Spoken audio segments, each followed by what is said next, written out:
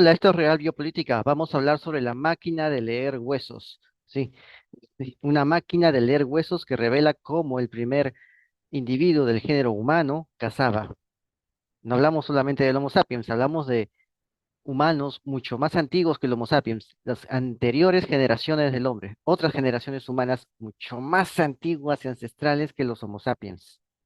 Sucede que encontrar en un fragmento de un hueso hioides, el hueso hioides está situado en la altura de las vértebras cervicales. Y justamente cuando en ese hueso se encuentran leves marcas de una piedra afilada que utilizó el Homo habilis hace más de 1 millón de años, puede darnos pues un escalofríos. Es una emoción extraña que te asalta cuando aplicando el corta hilos, el ojo es capaz de apreciar. Sí. Despreciar cortes casi paralelos que quedaron impresos en el fragmento óseo. Ya hemos visto aquí esos cortes paralelos, tan comunes en el tiempo antiguo, cuando se hacía la curtiembre. Lo hemos visto también anteriormente en otros vídeos. Bueno, y lo vamos a ver en los vídeos posteriores también. Entonces, estos cortes paralelos quedaron impresos en el fragmento óseo, y aquí la mente te comprende que te da a comprender que es la obra de un antepasado que vivió hace más de 1.800.000 años. Ya hemos hablado de esa época, creo que es el chiabaniense, o chivaniense, no creo cómo se llamaba exactamente, pero hemos hablado también de esa época, cuando nos referimos a los navegantes del Egeo. Bueno, ahora bien, por medio de la inteligencia artificial, se ha logrado demostrar que aquellos primeros humanos eran cazadores y no se limitaban a comer los restos que dejaban leones o hienas. En el corazón de África y en la y de la humanidad, ¿sí? Y como cuna de la humanidad, es donde se dieron los primeros pasos de los especímenes Homo. Sabemos que nosotros somos Homo sapiens. Bueno, antes de nosotros había otras razas de humanos, ¿no? El Homo significa humano, y nosotros somos una de esas razas humanas llamadas Homo sapiens. Aparte hay otros Homos, otras razas humanas. Esas son muy, muy anteriores. Y se nota que hubo una evolución, un cambio genético que nos llevó a lo que somos ahora y nos hizo poblar la granja prisión, siendo ya el tiempo de la cosecha, lo cual ya hemos hablado anteriormente en otros videos. ¿Recuerda? Ya es el tiempo de la cosecha. Antes de cosechar al ganado, ¿qué hace? ¿Qué se hace? Se le inyecta. Bueno, es allí, en esta cuna de la humanidad, el África, donde los primeros estadounidenses llevan 30 años sin encontrar nuevos yacimientos. ¿Sí? Y sucede que, a pesar de que los estadounidenses tienen mala suerte, los españoles sí. Han encontrado cuatro. Uno de ellos es D.S. David Site, el sitio de David, llamado así en homenaje a un geólogo, David Urri Belarria, que lo descubrió. Son 500 metros cuadrados de superficie, cubiertos por 1.8 millones de años de sedimentos. O sea, imagínate todo el registro arqueológico que van a encontrar ahí. La explicación a este éxito es que tienen una buena metodología, distintas maneras de hacer la prospección, mientras que los estadounidenses se centraron en pequeñas catas muy concretas donde creían que podrían encontrar algún hallazgo, o sea, pequeñas pizcas. Sacaban pizcas de aquí y de allá, ¿no? Pero eran pizcas, ¿no? Eran sus muestras, eran pizcas. Los españoles realizaron grandes franjas, o sea, no, los españoles no hacían pizcas, hacían, hacían una muestra bastante extensa, sacaban una muestra extensa, ¿no? Era más trabajoso, pero era más efectivo que hacer pequeñas pizcas, ¿no? Hacer pequeñas pizcas. Bueno, entonces por eso los españoles conseguían más efectividad, tenían más resultados. Entonces hacían franjas largas para poder salvar el obstáculo que supone un terreno de muchas fallas, ¿no? Que complica la identificación de los estratos. Las largas franjas permiten hacer el seguimiento completo de un determinado nivel. Así llegaron hasta el yacimiento de S, o el sitio de David. En este espacio el terreno es lacustre, volcánico y fluvial. y allí han recogido las muestras que han permitido concluir que los primeros especímenes africanos humanos eran ya cazadores, que transportaban su caza hasta este punto, y ahí las deshuesaban, las consumían y las procesaban. Es decir, estos humanos no eran tan primitivos como se piensa. O sea, ya sabían lo que tenían que hacer. O sea, la tenían clara. Eran humanos muy anteriores al Homo sapiens, pero ya tenían claro lo que tenían que hacer. Así, vamos a ver. O sea, este era el Homo habilis. Hay un debate sobre si el Homo habilis era cazador o se dedicaba al cleptoparasitismo. Cleptoparasitismo significa ser carroñero, carroñar lo que otro cazaba y lo que otro consumía. Eso es, ¿no? O sea, una cosa es ser cazador, es tu presa, tú la conseguiste y tú decides cuánto te vas a llevar de ella. Y otra cosa es ser cleptoparásito, es decir, carroñar. ¿M? Esperar a que otro lo case, esperar a que coma todo la mejor parte y te deje la carroña, ¿no? Ese es el cleptoparasitismo. Se llama así, cleptoparasitismo, se llama el carroñeo de la casa de otros. Bueno, entonces así aprovechaban los restos de presas de otros animales. Ese debate ha tenido ocupado a la comunidad científica durante medio siglo, sí, entre medio siglo. Bueno, pero a finales del 70 cambiaron la teoría y sostuvieron que esos primeros humanos, el género Homo, eran carroñeros terminales. Acudían a comerse lo que quedaba de las presas tras el paso de los leones y luego de las hienas. El debate arreció en los 80 y en los 90 se defendió otra posición, algo intermedio. Es decir, que eran carroñeros sobre piezas cazadas por leones, y tras el paso de estos, pero antes que las hienas, porque después de estas no queda nada.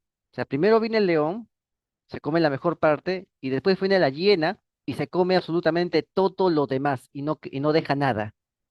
Así que si el primer humano debió haber sido carroñero, no la hubiera podido hacer con las hienas ahí, ¿no? Con las hienas de rival, que las hienas no te dejan nada después del león.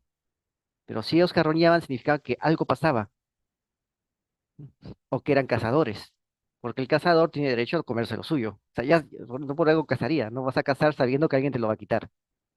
Vas a cazar una comida, un animal, sabiendo que vas a aprovecharlo todo y que nadie te lo va a quitar. O sea, no solamente es cuestión de cazar, es cuestión de hacer una prospección, proyectarse a lo que va a venir después. Y eso es algo que hace que los humanos de antes estén mejor equipados mentalmente que los de ahora. Bueno, se anticipaban a lo que iba a venir. No esperaban a que el Estado los asistencie, los asista, ¿no? Que hay que crear el vocablo asistenciar. Hay que crear ese vocablo. Bueno, entonces, el Homo habilis, ¿m? Era entonces un cazador de piezas pequeñas como gacelas o antílopes. Las mismas tesis ahora han podido demostrar, ¿no? Para ello han utilizado inteligencia, para demostrar estas tesis, han tenido que utilizar inteligencia artificial para diseñar una máquina de leer los huesos que te arroja estas figuras. ¿M?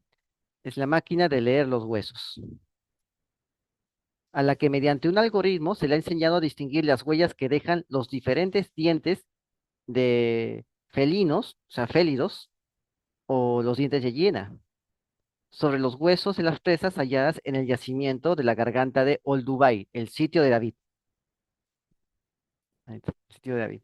Bueno, no existen marcas de felinos en la mayoría de animales consumidos por los primeros seres humanos, lo que indica que los homínidos fueron los consumidores primarios de la mayoría de los animales acumulados en el yacimiento, posiblemente a través de la caza. O sea, no es algo intrascendente lo que han encontrado. Aquí están las microfotografías de los dientes.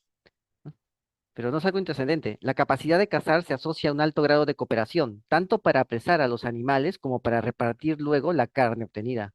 La caza además resulta una fuente de proteínas de alta calidad que metabólicamente ayuda a un mayor desarrollo del cerebro humano, la marca de evolución de la especie. Ahora entiendes cuál es el problema con muchos veganos. ¿Mm? Ni siquiera son vegetarianos, son veganos. O sea, ahora lo entiendes. ¿Ves? ¿Qué significa? Eso es lo que expliqué hace tiempo aquí en Radio Política. Es decir, En en un cuarto de kilo de carne, puedes conseguir tanta proteína como que sería la proteína equivalente a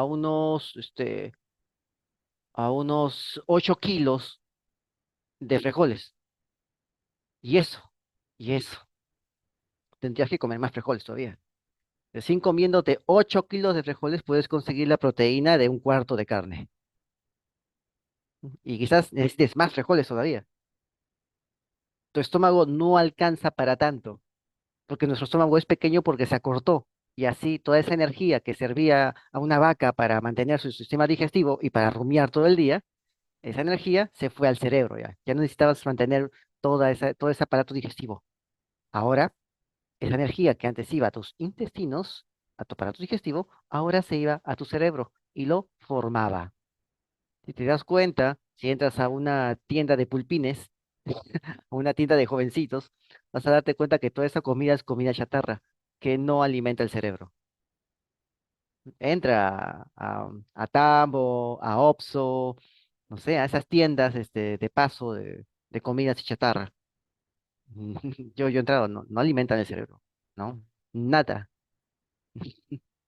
Ya, bueno, entonces, ahora estamos regresionando. Estamos peor que que un cazador Homo habilis. Eso, ya lo entendemos. Lo tenemos a la mano, pero bueno, o sea, esa es la decadencia del humano. De eso también vamos a hablar cuando hablemos del zoológico humano, del cual también he mostrado en la página Facebook de Real Biopolítica la carátula, ¿no? Y también el enlace al libro. Lo vamos a comentar, ¿no? Porque la mayoría ya lo debe haber leído por el enlace, ¿no? Nuestra página tiene 47.000 personas, ¿no? Y lo vamos a comentar y analizar. Bueno, vamos a seguir. Entonces, ¿qué tenemos? Tenemos proteína de alta calidad. Esa es la casa, tener full proteínas. ¿M? Y cuando ya te acostumbres, te vas a dar cuenta que cuando comes harinas y todo, tu cuerpo te va a decir, no estoy satisfecho con esto, dame proteína ya. Y tienes que comer proteína. Recién ahí el cuerpo ya no te da sensación de hambre, ya no te crea la sensación. Bueno, pero eso significa entender tu cuerpo, no lo que te dice la biología de género. ¿Ya? Así. Bueno. Este yacimiento de David es el más grande en extensión de la industria oldubayense. Es el primer tecnocomplejo de estos especímenes Homo, donde construían sus primeras herramientas de piedra. Hasta ese punto llevaban las piezas cazadas y ahí las despedazaban, las despiezaban y las consumían. Es un espacio donde encontramos las cosas tal como las dejaron estos humanos de hace 1,7 millones de años. Las basuras están en posición primaria donde las dejaron caer. Es como interpretar la escena del crimen de CSI, de CSI, ¿no? El análisis de este yacimiento permite a los expertos conocer cómo era la vida y la organización de aquellos primeros grupos humanos y los lleva a deducciones, porque hay patrones de descuartizamiento. Sí, existen eso, existen patrones de descuartizamiento que llevan a pensar que no había familias nucleares. Ojo, escúcheme, no había familias nucleares. Es decir, papá, mamá e hijos, como ahora lo entendemos. No existía en ese tiempo todavía. Estamos hablando pues ¿de cuánto? De 1 millón y tanto de años. No existía eso todavía. O sea, no se percibe ese patrón de distribución cuando se analizan estas cositas de acá. Tú solamente ves dibujos y eso, ¿no? Pero científicamente se ve más, ¿no? Es más, científicamente se puede hacer toda una reconstrucción de todo lo que encuentran. Entonces, ¿cuál era la organización social hace 1.800.000 años?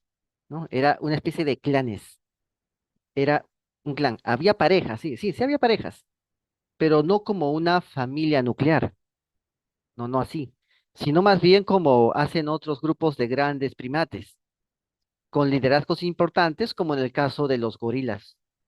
Este amplio espacio descubierto por el equipo madrileño de investigadores era el lugar donde despedazaban, descarnaban y consumían las piezas cazadas. ¿Ves? O sea, era así. O sea, había parejas, pero no era como una familia nuclear. No había papá, mamá, hijos. Era como grandes primates, como gorilas. algo así era la organización social. ¿M? Y aún queda en el mundo actual algo de eso. Claro, son cosas incómodas de esta sociedad llena de tabúes, ¿no? Pero ¿qué pasa cuando rompes todos los tabúes, los verdaderos tabúes? Como que todo se sincera y ya es hora de andar derecho. ¿Ya? Eso es. Pero nadie le va a gustar, pues, ¿no? Que se diga cómo funcionan las cosas, ¿no? Así. ¿No? Si tan solo hablando de la élite Illuminati que gobierna el mundo, ya la gente se incomoda. Imagínate cómo es si hablamos cómo la sociedad funciona aquí. ¿M? Bueno, es cuestión de que preguntes. Yo una vez pregunté a a un laboratorio, ¿no? Que dejó ¿cómo se llama?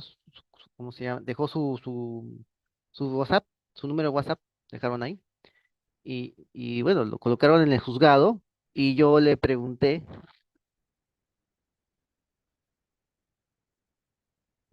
¿y yo qué hice? Yo hice una pregunta, ¿no? Y pregunté cuánto de en los casos de paternidad, cuántos de ellos no eran padres. Y la persona del mismo laboratorio me dijo, de cada 30 7. De cada 30 que van, 7. ¿Ya? Ya, ahora te das cuenta, ¿no? Y sucede que hace un millón y tanto de años, la organización social eran clanes y no había parejas, no había papá, mamá, hijo, no había esa estructura. Y era como en el caso de los gorilas, o sea, un gorila con todas, ¿no? Y a veces una que otra hembra gorila se aislaba del harén y no le gustaba el tema del harén y se iba con un gorila de la zona, ¿no? Y se quedaban ahí. Ah, ahí está. ¿No? Pero la mayoría buscaba al gorila macho, al macho alfa plateado, ¿no? Ya. Así, ya, algo así. Ahora, date cuenta, ¿qué pasaría si un laboratorio de ADN te dice que de cada 30 varones, 7 no son los padres reales y recién se enteran y no se los dijeron, recién se enteran con esta prueba, ¿no? O sea, ¿qué tan primitivos somos al no hacer leyes para evitar estas situaciones? ¿Qué tan primitivos somos? ¿Mm? ¿Ya te das cuenta? Ya, creo que estoy siendo algo claro, ¿no? Aunque puedo seguir avanzando en este tipo de temas, ¿no? Y creo que voy a incomodar mucho, pero yo no estoy mintiendo como lo haría un izquierdoso que te mete mentiras cada segundo, ¿no? No estoy haciendo eso. Quizás lo que te hace el izquierdoso metiendo mentiras cada segundo es más confortante que alguien que te dice una verdad cada microsegundo. Quizás pasa eso. Quizás eso es nuestra sociedad, ¿no? Bueno, terminemos con esta reflexión. Entonces, ¿qué había acá? Estos primeros homínidos, homos, no utilizaban cuevas, porque en esa zona no había cuevas. No hay testimonio de que construyeran cabañas. En el enclave había arroyos que entraban al lago, o sea, pequeños torrentes que afluían al lago, donde se formaban islotes con palmeras.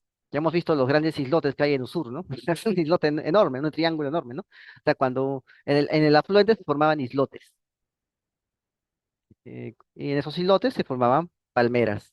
Y allí se cobijaban bajo las palmeras, como los grandes primates. Algo así como la isla del maestro Rochi, ¿no? Algo, algo así, pero con ríos, no en el mar, sino en el río, ¿no? Algo así eran las casitas de los primeros humanos. Y si ya tenías pues una islita rodeada por ríos y con palmeras ahí, ¿para qué te vas a construir una cabaña? ¿No? O sea, mira lo que tienes, ¿no? Todo rodeado por ríos todavía, ¿no? No iba a pasar por ahí pues el animal a comerte, ¿no? Sobre todo si al animal no le gusta ese tipo de torrente y no le gusta mojarse mucho o es muy hondo, quizás ahí puede ser un lugar más seguro, más seguro. Entonces hacían eso, vivían ahí. Había pues islas más grandes, ahí vivía el macho alfa, y había islitas más pequeñas donde vivía pues el macho, pues el otro macho, ¿no? Que no era líder, ¿no? Y tenía ahí a su humana, ¿no? A su Homo habilis hembra ahí viviendo con él, ¿no? Pero todos eran parte de esa horda. que vivía justamente en ese afluente. Así es. O sea, esa era la forma como se vivía, ¿no? No, no había papá, mamá, hijo, eso no había eso. Eso viene después, con el Homo sapiens, ¿no? El sistema monoparental de papá, mamá e hijo, ¿no? Y se creó, pues, después, se creó un millón y tanto de años después, ¿no? Se creó más o menos por el año 36.000 antes de Cristo. Y es el que en verdad funciona. ¿Sí? Papá, mamá, hijo, hijos, nada de hijes, nada de eso. Nada de papá que da luz o mamá que usa barba. No, no, no, no. Papá, mamá, hijos. ¿Ya? Ese es el sistema que ha funcionado y sigue funcionando hasta el día de hoy. Los demás sistemas no funcionan. ¿Me escucharon? Progress. No funcionan. Son inventos de sus delirios. ¿Ok? Ya, ese es el sistema que sí funciona. El problema es que también está en decadencia y los demás sistemas que están inventando los progresistas nunca van a funcionar, nunca. Pero el sistema de papá, mamá, hijos sí funciona. El tema está que se encuentra en una decadencia. Por más fotos que pongas en tu Face de tu hermosa familia, el sistema está en decadencia, desgraciadamente, pero es el sistema que sí funciona y va a seguir funcionando aún en los tiempos difíciles. Puedo seguir hablando de esto y diciendo más cosas incómodas. ¿M? No, para todos, para todos. ¿M? Pero quizás lo dejemos para otra vez. ¿M? Bueno, entonces queda mucho por saber de estos primeros antepasados. Por ejemplo, si esas primeras herramientas de piedra talladas las hicieron como se creía el Homo habilis, de ahí su nombre, el habilidoso, el humano habilidoso, y si también las elaboró el Homo ergaster, se descubrió una falange muy moderna del dedo meñique de la mano izquierda de un individuo que vivió hace casi 2 millones de años en África. ¿Mm? Ahí está. Para poder saber este dilema. ¿No? Hace 2 millones de años en África. Y las investigaciones siguen. Ahí está, la falange. Con esto van a saber quién fue el que hizo esas tallas de piedra, esas primeras herramientas para procesar la carne, ¿no? Y ya sabemos algo entonces sobre la estructura social de ese tiempo. Bueno, entonces creo que aquí terminamos. Esto fue Real Biopolítica. Entra acá en nuestras redes que te coloco a continuación en esta diapositiva. Así que suscríbete, comenta y comparte, hazlo viral. Sobre los temas del brazo, de dar el brazo, que te pinchen ahí y eso, ¿ya?